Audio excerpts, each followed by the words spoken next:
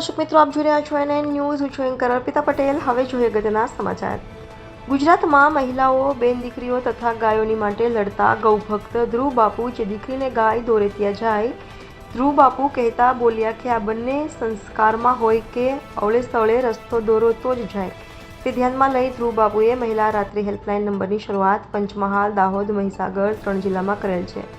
તો ધ્રુવ બાપુની આ સેવા દીકરી માત્ર માટે છે. પછી દીકરીઓ હિન્દુઓની હોય કે મુસ્લિમ, શીખ, ઈસાઈ, પરંતુ દીકરીઓ તથા ગાયની રક્ષા કરવી મારી ફરજ છે. ધ્રુવ બાપુ સાથે જુઓ લાભ લેતી મહિલા દીકરીએ શું કહ્યું.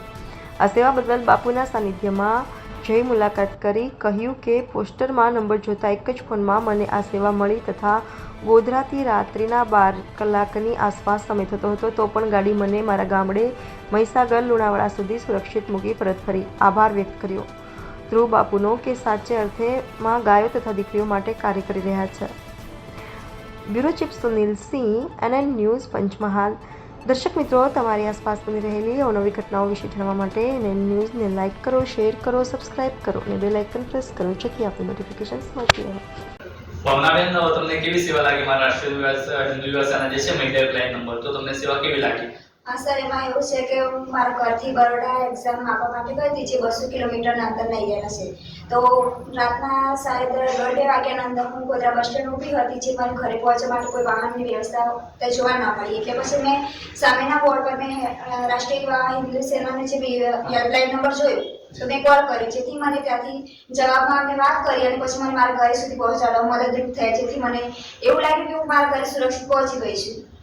અને જે મને સારું અને સુંદર લાગ્યું છે. સરસ સરસ. તો તમને આમ સેવામાં કેવું લાગ્યું? કોઈ તમને કોઈ પ્રશ્ન જે આવ્યો કે અચાનક કોઈ ગાડી આવે છે કે આ રીતના, તમને મનમાં કેવી ફિલિંગ થઈ? ના, એવા મને કોઈ ફિલિંગ નથી, પણ એવું થયું કે મારો જીવ બચી ગયો, જેથી આજુબાજુના એરિયામાં મને કોઈ એવું જોવા નહોતું મળ્યું કે જે મને સુરક્ષિત ઘરે પહોંચાડી શકે. જે હેલ્પલાઇન નંબર મેં કોલ કર્યો અને જે મને ઘરે સુરક્ષિત પહોંચાડી હતી, એનાથી મને મારા જીવને બી સંતોષ થયો અને મને એવું લાગ્યું કે હું મારા સુરક્ષિત જગ્યાએ પહોંચી ગઈ છું. તો બીજા મહિલા બહેનોને આપણે તમારી વિનંતી કે આપણે પંચમહાલ, દાહોદ, મહીસાગર 3 જિલ્લા માટે રાષ્ટ્રીય હિન્દુ યુવાસેના કાર્યાલય ત્યાંથી ધ્રુવ બાપુ મહિલા હેલ્પલાઇન નંબર જાહેર કરીશ. તો આવી બીજી કોઈ પણ બેન દીકરીઓ ફસાયેલ હોય તો એમણે પોતાનું આઈડી પ્રૂફ મોકલવાનું રહેશે, આધાર કાર્ડ અને લાઈવ કરંટ લોકેશન મોકલવાનું રહેશે. તો અમારી ગાડી તમને તમારા ઘર સુધી પહોંચવામાં મદદરૂપ થશે. અને એવી અમે સરસ બેન દીકરીઓ તરફથી આશા રાખીએ છીએ કે તમે પણ આ સરસ કાર્યની અંદર સહભાગી થાઓ અને બીજી બેન દીકરીઓ આનાથી જાગે. અને જે આપણે મનીષાબેન જે હાલમાં આપણી પાસે છે, આપણા ઓફિસે વધાર્યા છે, એ બાબતે એમના બ્રધર, એમના પરિવાર સાથે તો એમને સારી એવી વસ્તુ થયું કે સેવા અમને સારી એવી પૂરી પડી છે કે રાતના ટાઈમે બી અમને ત્યાંથી ત્યાં સુધી પહોંચાડી છે. તો આ કામ અમે દરેક બેન દીકરીઓ માટે બી કરીશું ને હવે 3 જિલ્લામાં ચાલુ થઈ જશે મહિલા હેલ્પલાઇન નંબર. જય ગૌ માતા.